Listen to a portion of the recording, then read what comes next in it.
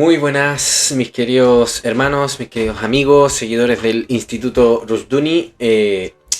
Luego de algo ampliado espacio de pausa en el Instituto Rushduni debido a problemas entre los integrantes, no a problemas entre nosotros, sino a problemas de tiempo. No nos podemos coordinar, lamentablemente, y eso nos dificulta la tarea de grabar y de hacer, digamos, conferencias. Nos ha estado dificultando, pero siempre estamos ahí atendiendo a los hermanos que tengan preguntas, consultas y que necesiten de ayuda o consejo o de algún recurso. Como siempre estamos ahí atentos entre todos los hermanos que formamos el Instituto Rushduni. Vamos a seguir continuando, como bien dice el título de este video, con el tema de los instrumentos que yo había dejado atrás. Lamentablemente no pude continuar porque perdí todos los estudios que yo había hecho con respecto a esto, porque estos estudios yo los estoy repasando nuevamente, ¿no? Entonces yo había perdido todo el material y no lo había podido conseguir, entonces tuve que rehacerlo todo de nuevo. Pero yo les voy a dejar los comentarios les voy a dejar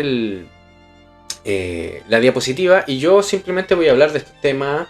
No me voy a guiar mucho por la diapositiva porque no es la idea estar leyendo la diapositiva. O sea, tenemos que tener algo que hablar, no.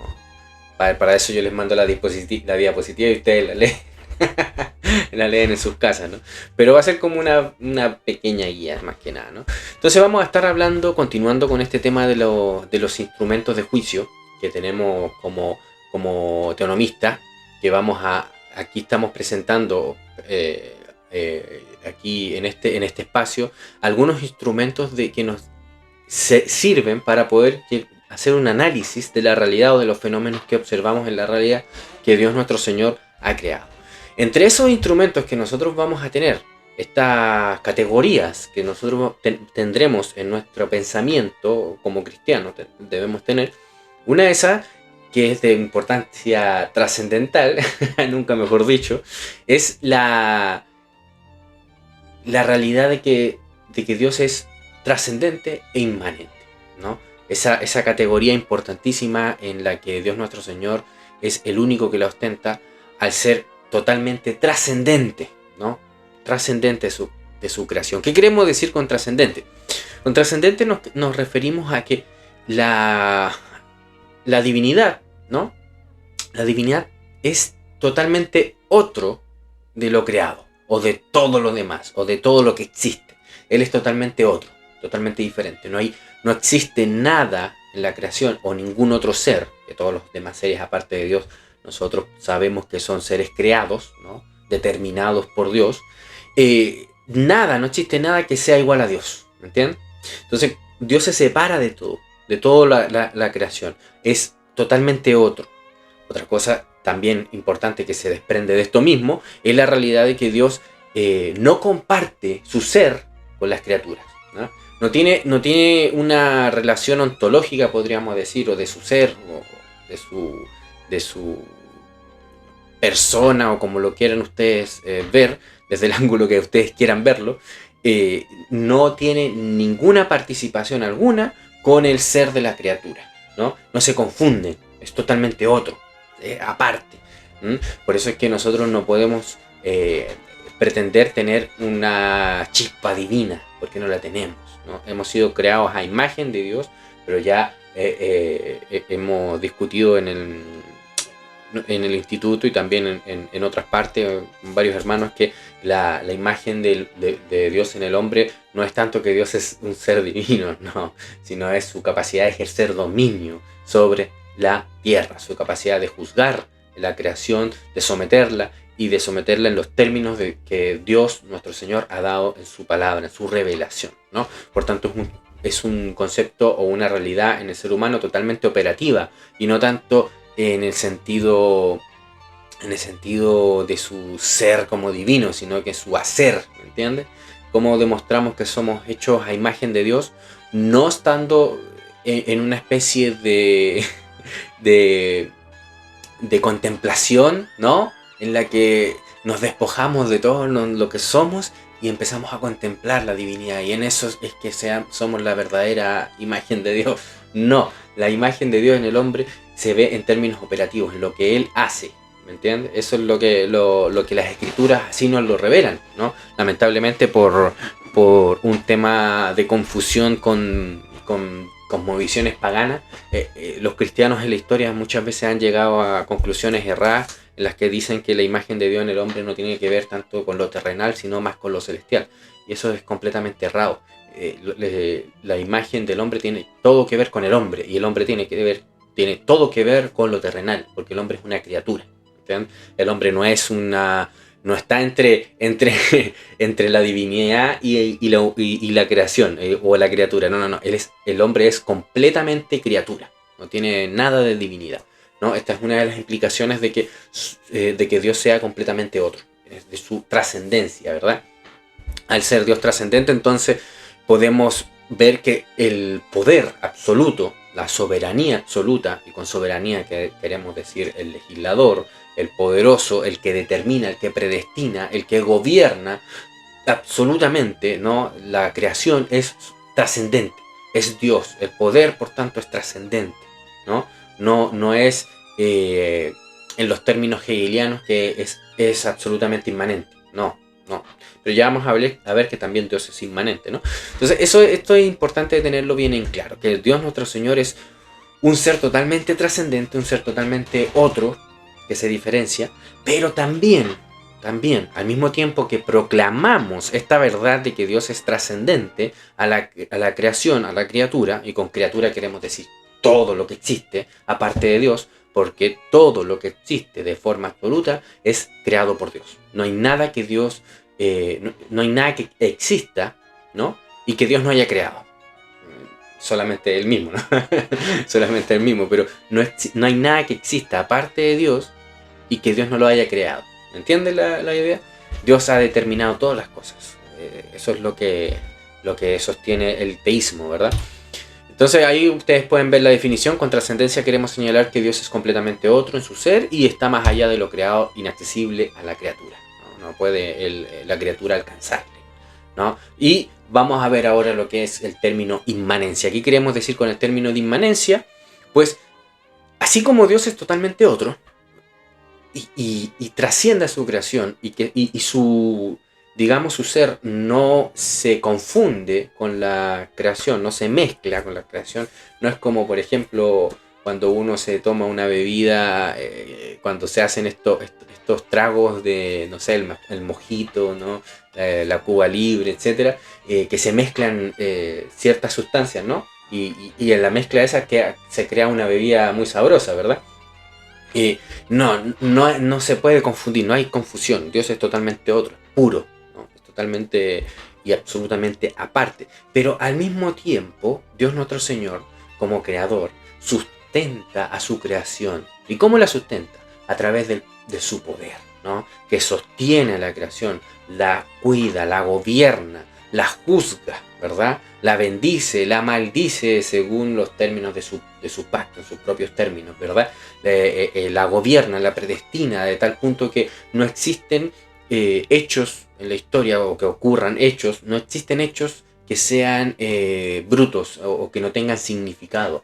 Todos los hechos en la historia, todo lo que ocurre en la historia, todo fenómeno, con fenómeno podemos decir cualquier cosa que pase en la realidad, como por ejemplo ahora mismo que yo estoy grabando este video. Este es un hecho que tiene un significado, ¿no? Y que Dios lo ha establecido así.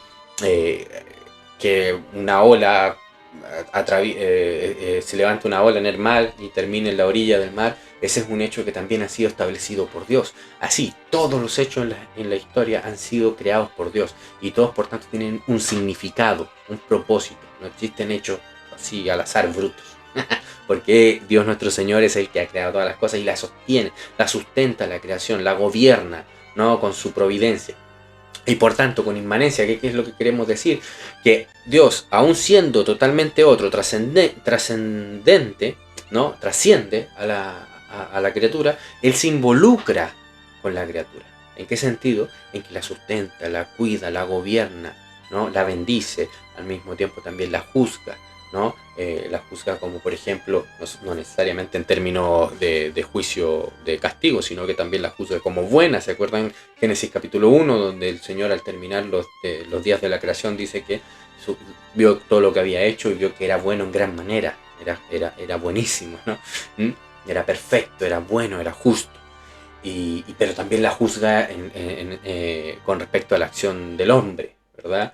Con respecto al pecado. También lo juzga, y la juzga en la historia, no al final de la historia.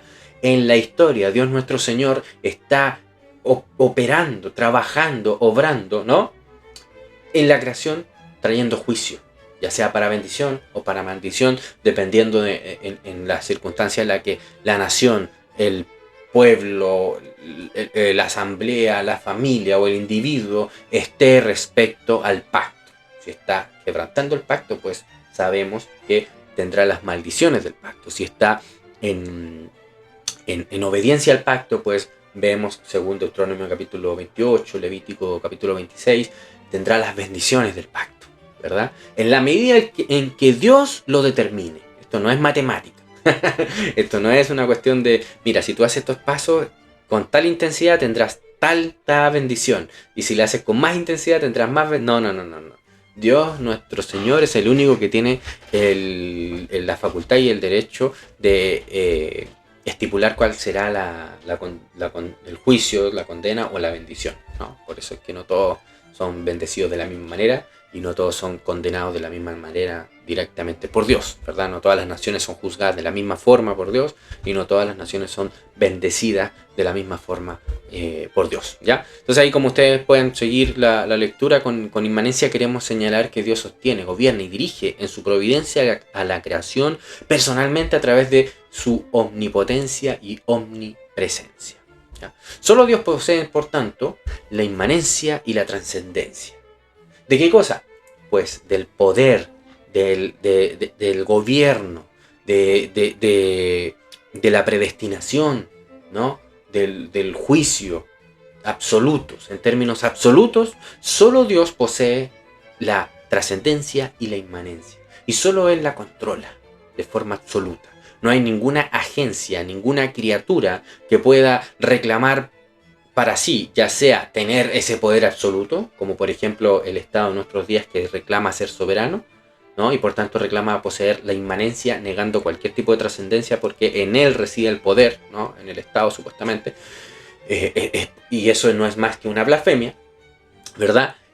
O también puede ser como lo hace hoy en día la iglesia corporativa, es mal llamada institucional, la iglesia corporativa, que reclama tener la inmanencia de la presencia de Dios. O sea, que solo usted va a encontrar la bendición y la presencia de Dios en esos edificios, ¿no? Que llaman iglesias, ¿verdad? Así podemos ver los dos graves errores que se pueden presentar. Uno que es, bueno, los dos son igual de blasfemo, pero el primero es el que niega toda trascendencia, ¿no? Y reclama la inmanencia del poder, de la soberanía, del juicio, de hacer la ley, de legislar, que sería el caso del Estado. Y la otra agencia, que sería esta iglesia corporativa, ¿no? Esta iglesia jerárquica, esta iglesia, llamémosle si quieren institucional, pero ustedes ya si han visto la discusión que tuvimos sobre instituciones, vemos que es mal llamado o mal dicho o mal hecho el título a la iglesia corporativa llamándole iglesia institucional, porque no es lo que la iglesia es una institución, pero no es lo que nosotros hoy modernamente creemos que es una institución, ¿no? Es una institución creada por Dios, no una institución creada, establecida, constituida por hombres, que es lo que son la mayoría de las iglesias hoy en día, ¿no? Que se juntan un grupito de hombres y firman una constitución y creen que con eso crearon una iglesia, ¿no? No es a eso a lo que nos referimos, es a esa corporación que se crea, positiva, creada por voluntarismo de hombres, ¿no? Y que le llaman iglesia. Pues esa hoy en día está reclamando ser o poseer la inmanencia de Dios, la presencia de Dios. Y por tanto el juicio solamente, la bendición solamente puede venir a través de ese canal, ¿no? Reclamando esa inmanencia como si fuese en el templo del Antiguo Testamento con la Shekinah, ¿no? O sea, ellos sostienen la gloria de Dios, ¿no? Está en esos edificios. dicho de paso bien de mal gusto, que son la mayoría de los edificios de los protestantes.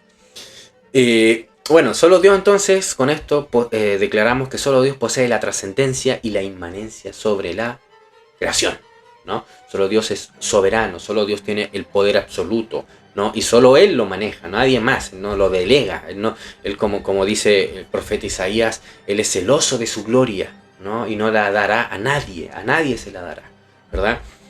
Con esta categoría entonces queremos reconocer la imposible manipulación del hombre sobre Dios. O sea, ¿por qué? Porque es totalmente trascendente, es inaccesible, es el totalmente otro, es indomable, ¿verdad? También queremos diferenciarlo de la inmanencia de cualquier hombre que reclame el hombre, ¿no? Ese poder, esa capacidad de juzgar absolutamente, esa capacidad de legislar, ¿no? De predestinar, que reclaman los políticos o los estados, ¿no? Entonces diferenciamos esa inmanencia mentirosa, falsa, que reclaman ellos, de que el hombre y sus corporaciones puedan tener ese poder, ¿no? De predestinar, de decretar, de definir, ¿no?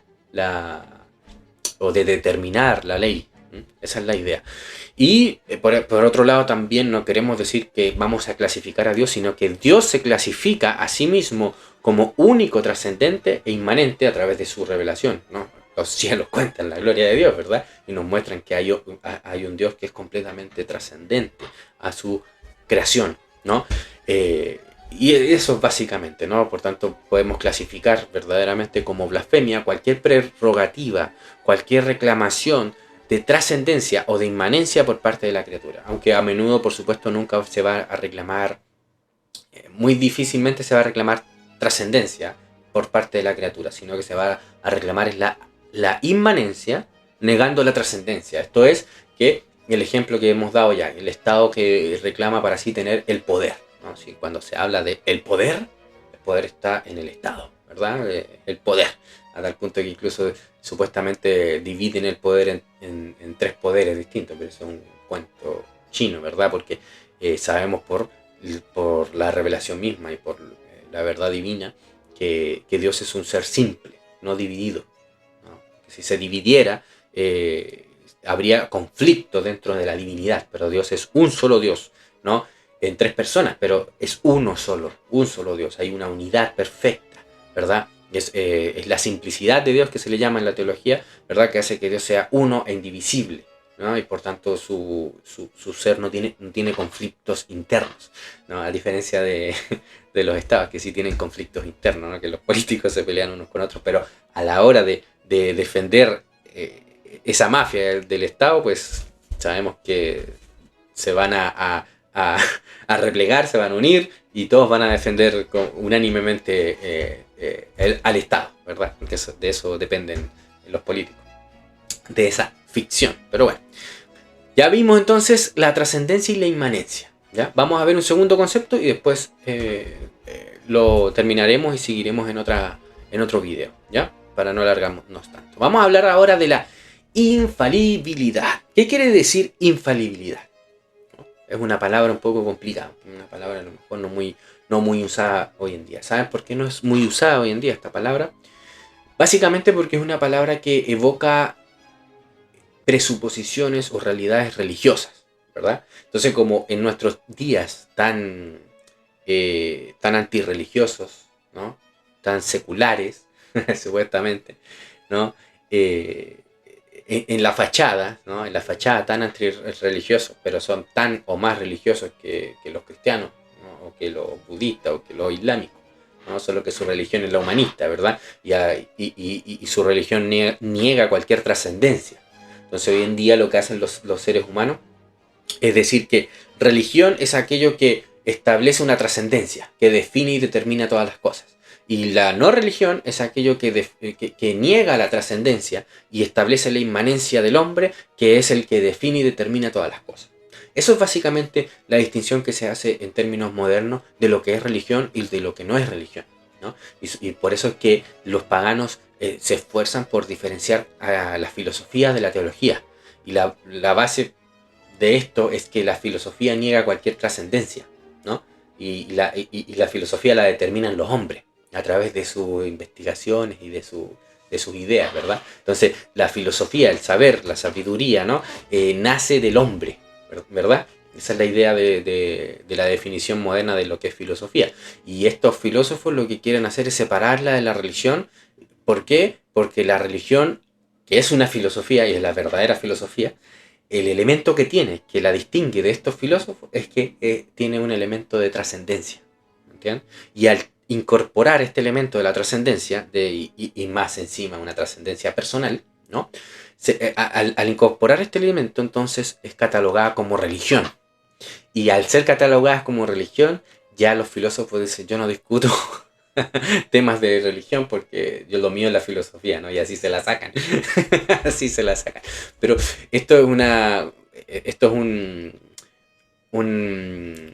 ¿cómo decirlo? Un estratagema de la serpiente y de sus hijos para evadir el problema de fondo, ¿no? De que en realidad la discusión es entre cosmovisiones religiosas, es entre religiones, porque todo el fundamento de la vida, sea cual sea que usted tenga en su visión de la vida, es religioso.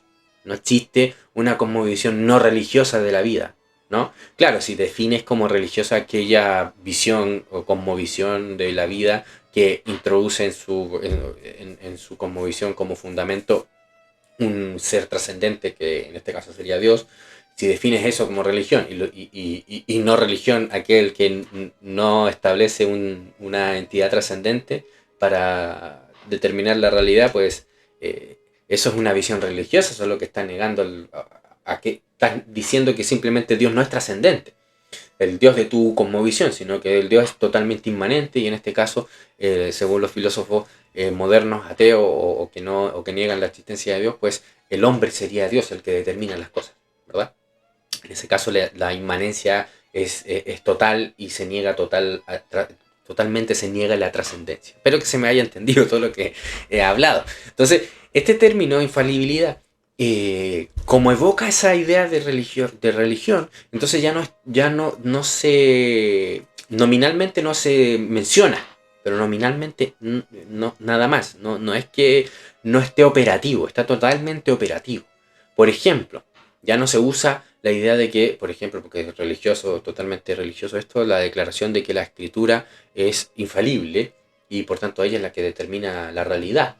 Hoy en día no se usa el término infalible porque es muy religioso, pero sí se usa términos como, por ejemplo, ciencia. La ciencia dice, la ciencia determina tal cosa, la ciencia dice esto otro, o la ciencia ha investigado, o la ciencia ha llegado a tal conclusión. Y nadie de los que son religiosos humanistas, ¿no? Los que supuestamente dicen no ser religiosos, ¿no? Nadie va a poner en duda la infalibilidad de la ciencia. ¿Me entienden? Pero no se usa la palabra infalible, ¿me entienden? Porque en el momento que se usa estarían declarándose ser religiosos. ¿Por qué? Porque ellos entienden como una categoría religiosa esta idea de infalibilidad. Pero es un concepto, como lo diría Rushduni, totalmente ineludible. No podemos operar en la realidad sin una base infalible. Porque si no existe la infalibilidad, ¿no? Una categoría que dé infalibilidad y que dé seguridad, entonces no se puede determinar nada. Estaríamos en la indeterminación, ¿verdad? Y como Ruduni diría, este es un concepto ineludible y que los humanistas lo disfrazan con otros nombres, con otras categorías, pero que sigue estando esta realidad, esta categoría de infalibilidad, ¿no? Operativa, ¿no? Eso es básicamente. La infalibilidad entonces es un concepto ineludible en toda cosmovisión. La cosmovisión cristiana sostiene que solo Dios es infalible en su ser y por tanto su palabra es infalible, ¿no? Con infalible queremos decir que no falla, que cumple con su propósito, ¿no? Y con eso también creemos, y aquí lo unimos, que es como la otra cara de la moneda, es inerrante, ¿no? Es inerrante e infalible. Claro, porque algo que es infalible no puede errar, ¿verdad? Es como obvio, ¿no? Si falla o si hierra en alguno de esos puntos, entonces en realidad no es infalible, porque tiene tiene errores, tiene fallas, ¿no? Ustedes pueden ver ahí Jeremías capítulo 23, versículo 29. Vamos a leerlo, a ver. Y Jeremías capítulo 23, versículo 29, dice así. Este texto es muy, muy lindo. Dice así: ¿no es mi palabra como fuego, dice Jehová, y como martillo que quebranta la piedra? ¿Mm? Es una palabra que traspasa todo, ¿no? Y que se mantiene firme. O sea, es como aquel martillo que fue creado para martillar o cualquier instrumento que está para destruir roca, ¿no? Esos martillos, esos combos grandes, ¿no? Que son para moler roca. Ese martillo se supone que tiene que ser infalible, o sea, cumplir con el propósito de que se rompa la roca y no se rompa el martillo, ¿verdad? Entonces es infalible. Siempre que tú le pegas, se va a romper la roca y no el martillo. Y va a cumplir siempre su propósito y de manera infalible, ¿verdad? Esa es la idea de que nos quiere dar la analogía aquí, la palabra de Dios, de que su palabra es infalible, o sea, siempre cumple con su propósito. Hebreos capítulo 4, versículo 12, un texto bastante conocido, ¿no? Que la palabra de Dios, nuestro Señor, es como una espada de doble filo, ¿no? Que penetra hasta el fondo, hasta lo más profundo, ¿no? de nuestro ser. Por tanto, cumpliendo su propósito de juzgarnos, ¿no? De sacar la oscuridad que hay, ¿no? Y de separar lo oscuro de lo puro en nuestro ser.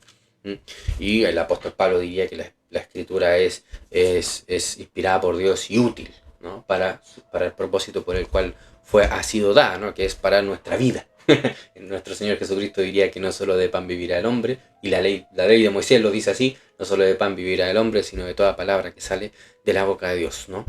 Con esta categoría entonces buscamos reconocer la cualidad divina de infalibilidad. Dios es infalible, y como Él es infalible, porque Él es el que posee el poder, la perfección, la omnipotencia, la omnisciencia, ¿no?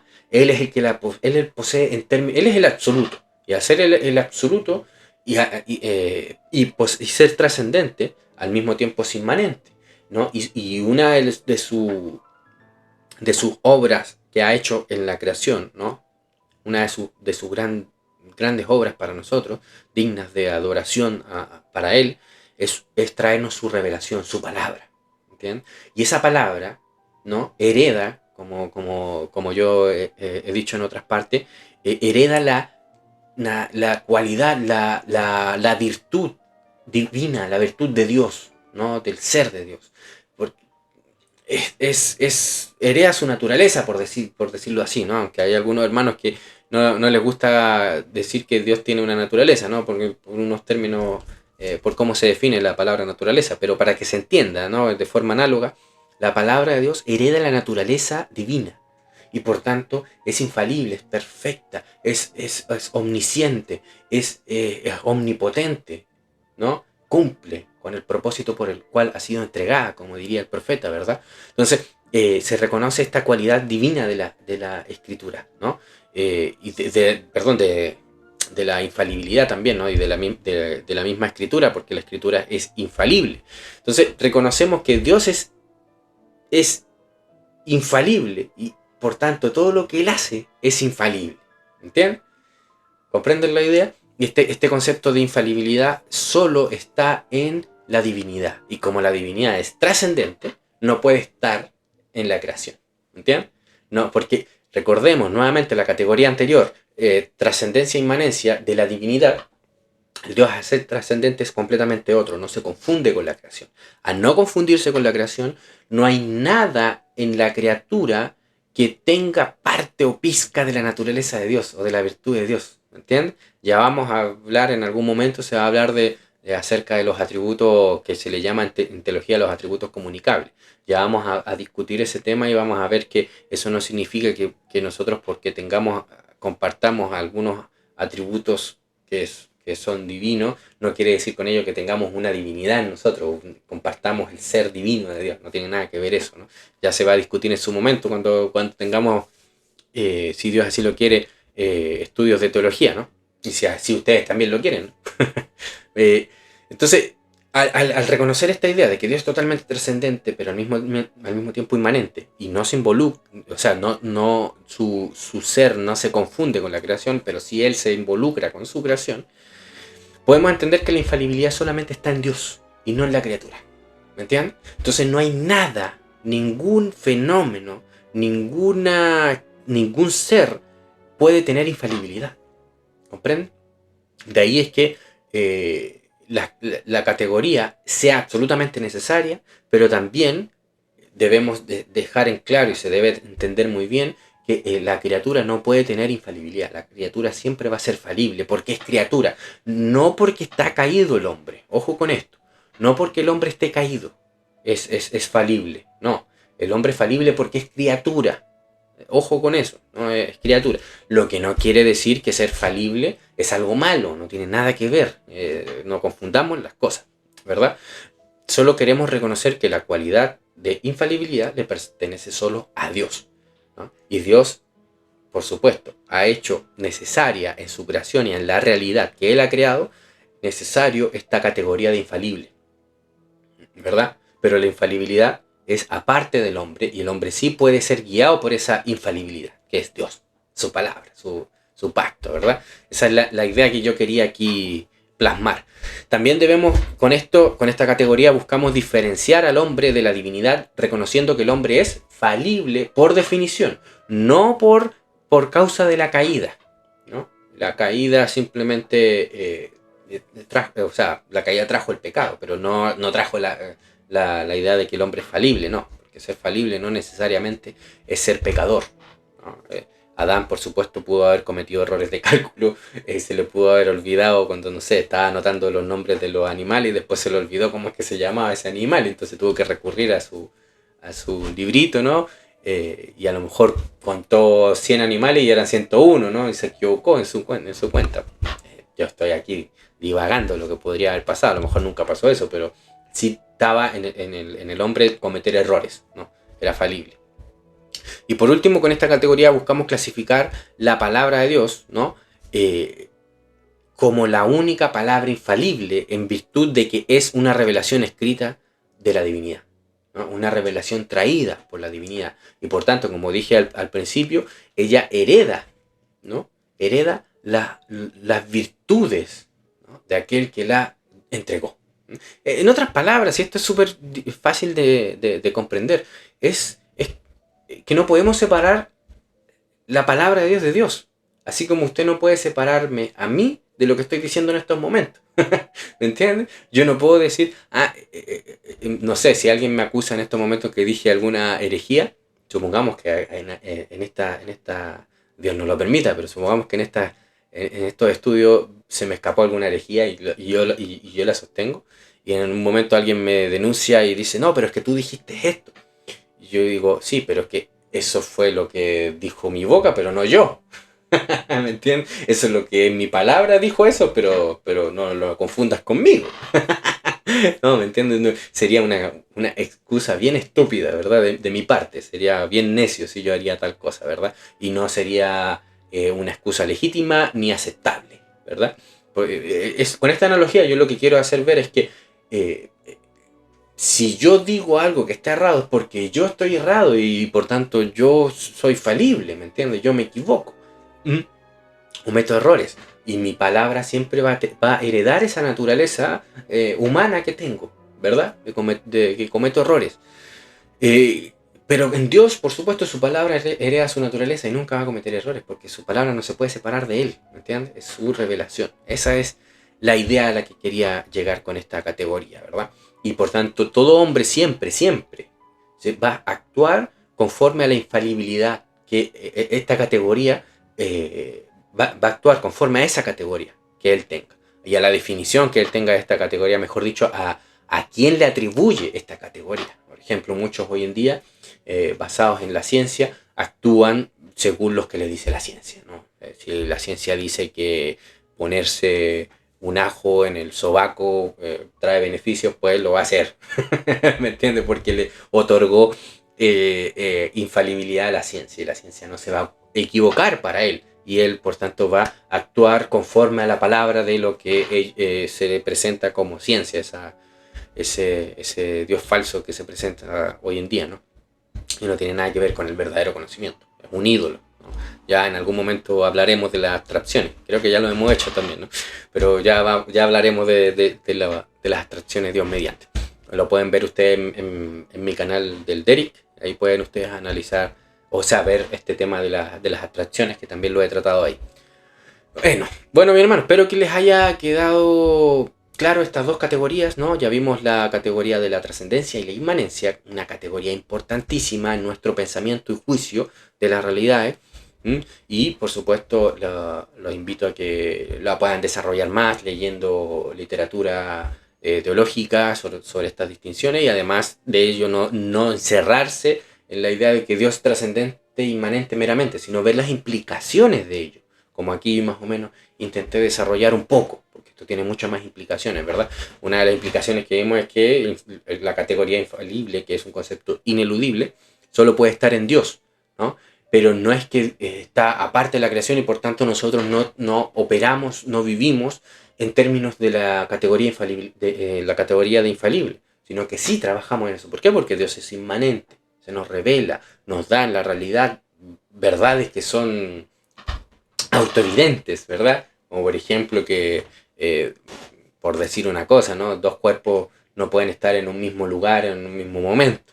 Eso es obvio que no, y la realidad así funciona, ¿verdad? Así, de esta manera funciona, es algo que no puede pasar, ¿me entiendes? Por la realidad que Dios nuestro Señor ha creado, ¿no? Pero básicamente la infalibilidad está en especial en su palabra, ¿no? Porque la creación está siendo gobernada de forma infalible por Dios, ¿verdad? Pero nosotros podemos juzgar a la creación y esas obras que están ocurriendo, la historia, esos fenómenos, a la luz de la palabra para poder entender bien esa infalibilidad, ¿me entiendes? Porque la palabra de Dios es infalible, ¿no? Eso, mi hermano, espero que les haya gustado este breve estudio y seguiremos con más en una próxima entrega. Pronto ya voy a subir la siguiente, se lo prometo. Ya voy a subir el próximo video con los demás instrumentos que faltan. Un abrazo, que Dios les bendiga. Chao, chao.